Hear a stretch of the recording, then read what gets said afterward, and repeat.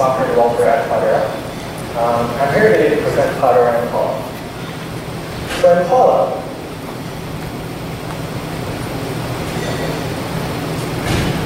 alright, guess you get very lucky about the great presentation. So Impala, how many of you have heard about Impala? Ooh, a lot of people. Impala is a new SQL query engine that's built on top of Apache Hive. There is an existing query engine, Hive, which I'm sure most of you are familiar with. And there will be some comparisons with Hive towards the later end. But we'll start off the presentation with a description of Impala. Describe how Impala looks like, go through the architecture of Impala, then compare with Dremel, which was the motivation for Impala, compare it with Hive, and then present what the future of Impala looks like, and open it up for any questions. Actually, Sameed, I don't have a watch on me, so if you can point out when it's 25 minutes or so. I will. Okay, thank you.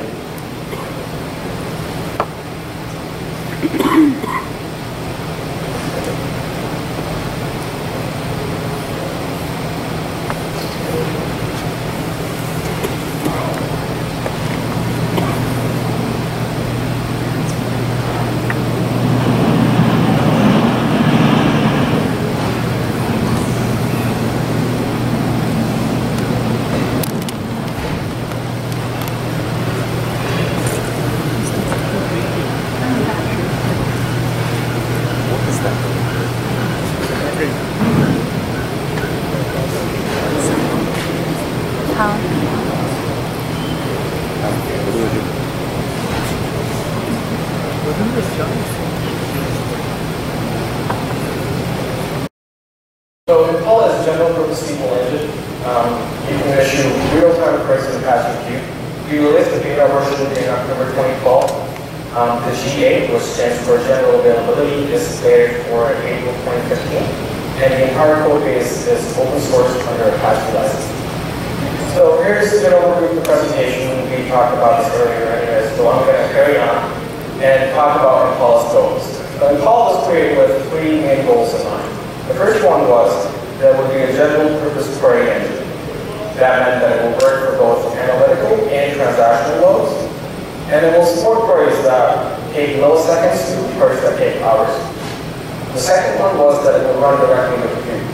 That meant that it doesn't run on an intermediate cluster, it doesn't run at arm's length, it runs on the same machines that are part of the compute cluster. More importantly, it would support the same storage managers and the same storage formats that we've been used in Hadoop. In particular, Impala supports reading data off HDFS and reading data off HBase. The third one was high performance. So that kind of mandated that we write our code in C++ instead of Java, and that we use libraries like LLVM for runtime code generation. And it has nothing to do with MapReduce. Impala doesn't build on top of MapReduce. It has its own query execution framework that it leverages instead of MapReduce. And we'll talk more about that later. So Impala runs as a distributed service in the cluster. That means that each and every node of the cluster that you care about will have an Impala daemon running on it. The user typically submits a query using the ODBC driver. We don't have a JDBC driver presently, but we plan to have a JDBC driver really soon. You also have the option of submitting a query through the leaf-back thread interface to any one of the nodes. The query then gets passed on to one of the nodes, it gets parsed, it gets planned, and then executed on a bunch of nodes. So the left-hand side that you see is the single node plan. So that's the plan as there will be one query. The cluster you start from the bottom, go towards the top. See there's an HDFS table on the left, an HBase table on the right. Then there's a join between the two tables, an aggregation, and then an order by within the node. Now let's go to this right, and that's the partition plan. So in this case, there are three nodes involved. The one on the left is the core data node, which will coordinate the query. The one in the middle is the data node that will read data from the HDFS. And the one on the right is the HBase node, which will read data from the region server. So let's start with the right. The data gets read from the HBase region server, and it gets broadcast because of the hash join to all the nodes in the cluster. All the data nodes that have relevant HDFS data will read. They will read the HDFS data. Here comes the broadcasted HBase data, and then it gets joined. Now there is certain level of aggregation you can perform on this node because it's a group by. We can do node, intra-node group by here, per-node group by. It will do that aggregation and send the data back to the coordinator. The coordinator will do a merge aggregation and then apply a top and run back after an order back and send the data back to the ODBC client. So system level, you have 3 Impala nodes here at the very bottom. On the top left, you have the ODBC application, and then up on the top right, you have these things that only exist one thing per cluster. That's Metadata, name node, and the Impala Statestore. So the query comes through the ODBC client to the query planner. The planner plans it, passes it to the coordinator that runs on the same Impala unit, and the coordinator will then pass it to the executors. This could be an executor running on the same node, or an executor on the remote node. The executors talk amongst each other using a special operator called the exchange operator. And they will move the data, they will process it, aggregate it, send it back to the query coordinator, which will then send the data back to the ODBC app. So let's talk a little bit about Impala. Impala Metastore is presently, it leverages Hive Metastore. So there was a concern there that every time you make query, you have a round trip to the database. For that particular reason, Impala caches metadata.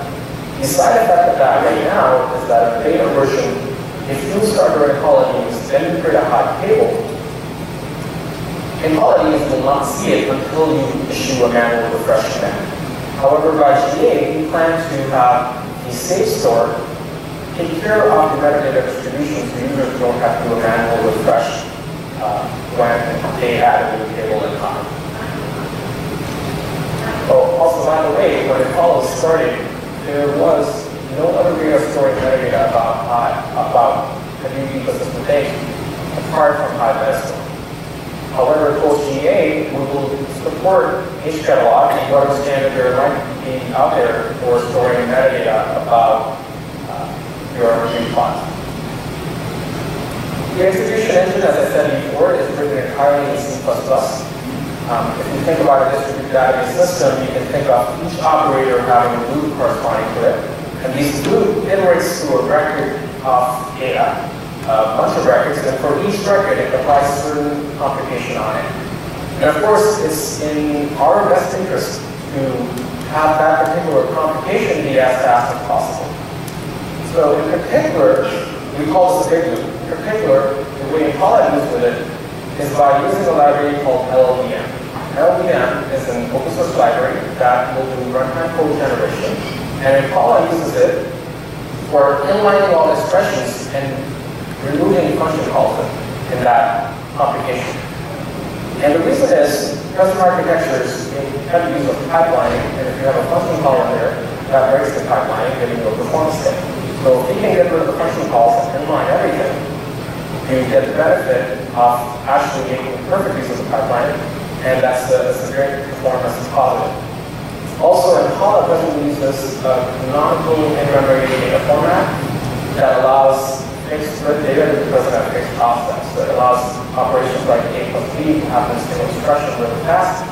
It also uses intrinsic instructions in CPU for parsing text and for doing hash computations instead of using libraries for that because it makes it fast. So earlier I mentioned that Impala Statestore is running on a single node cluster, and the responsibility of Statestore is to provide name information. So it knows which Impala needs are on at a given time, and it will keep track of them. By GA, we plan to have metadata information in it, and also have some schedule and other diagnostic relevant information. And you may ask if the Statestore is actually a single point of failure in the Impala. And the answer to that question is no. The reason being, the Impala Statestore is a soft Statestore. That means that there's no state in the Statestore that's not available from any other part of the system. So if the Statestore does go down, everything continues to function, just with a little stale state, and when the Statestore does come back up, it will resync the information, and it will be like nothing ever happened. The Statestore pushes all this information to the daughter Impala in the cluster, So they will carry on to work even when the Statestore is not running. Again, it exposes itself as a threat space. And a good question that we ask all the time is why do we decide to use Statestore instead of having Zookeeper deliver for us? And the short answer to that question is Zookeeper is really good at certain things, and in particular serializability in the systems that Impala didn't really care about. While Impala wanted a good publish-subscribe mechanism, and Zookeeper would have had a lot of time logic to make it work. So Impala decided to use its own Statestore development from scratch. Let's compare Impala to Dremel. So Dremel was based on a paper published in 2010 that project that was developed internally at Google, and it consists basically of two things. The first one was a columnar storage format for storing nested data. Google's most data was represented in the form of protocol buffers, inherently protocol buffers are nested. And they wanted to store this in the columnar format, and that's what Dremel did for them.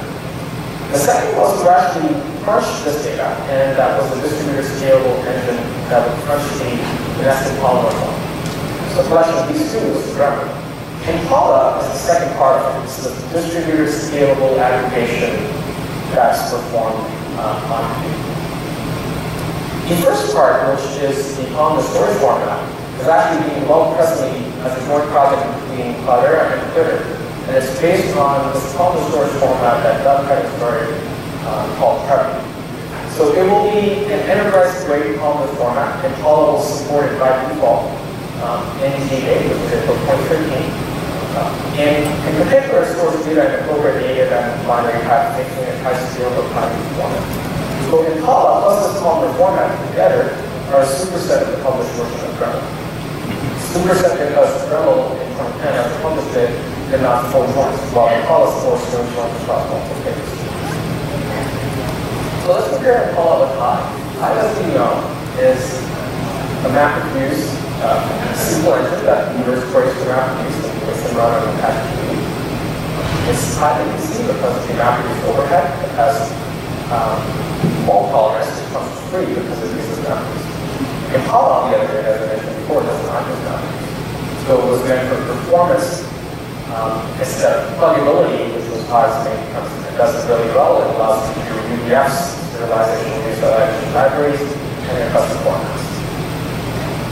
So Impala will serialize data and send it back and forth without persistence, which makes it faster than Hive. Let's talk about numbers.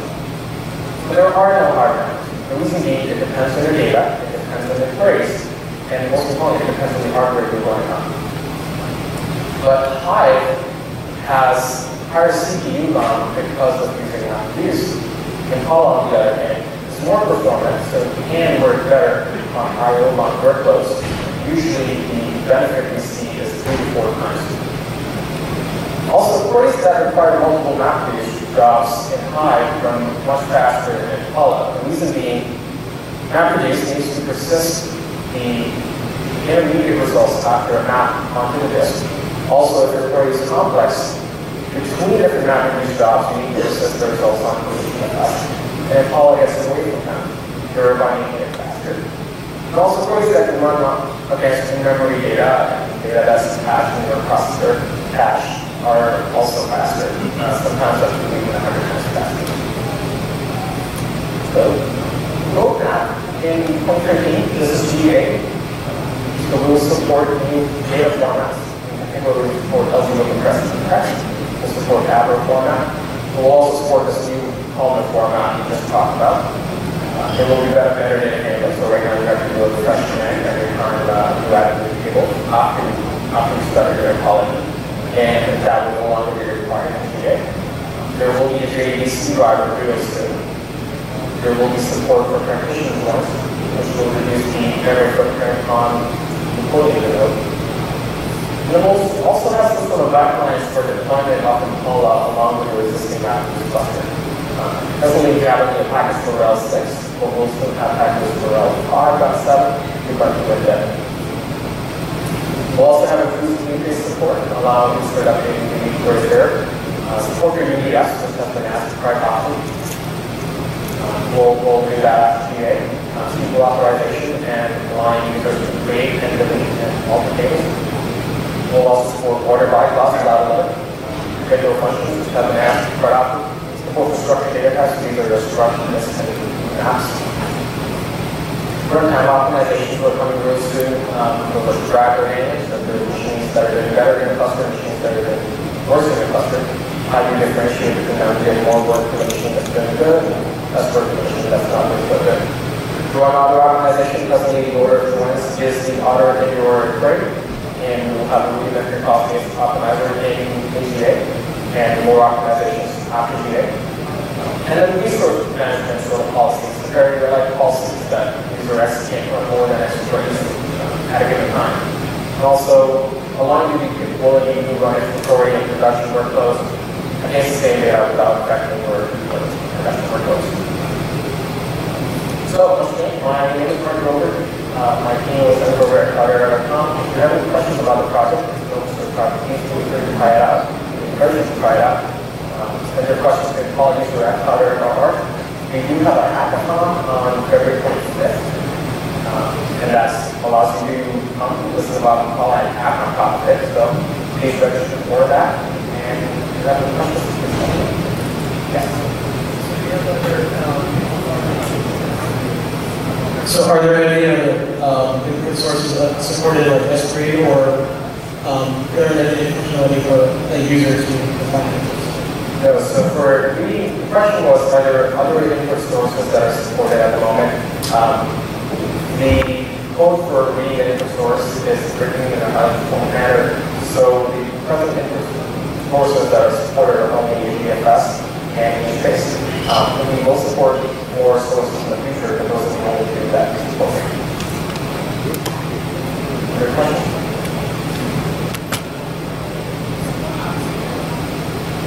Right, so the question is about the RC file format. RC file, as you know, is a Palmer format, and there was a design decision that was made early on in Impala's life, where we made a decision between choosing RC file or developing a new Palmer format. And it was realized that RC file format is not as performant as we would like it to be, and therefore the decision was made to use Gravity and develop it further in collaboration with Twitter as the new Palmer format that Impala will support. I'm sorry? It's going to be based off of Gravity. The exact details still being worked out.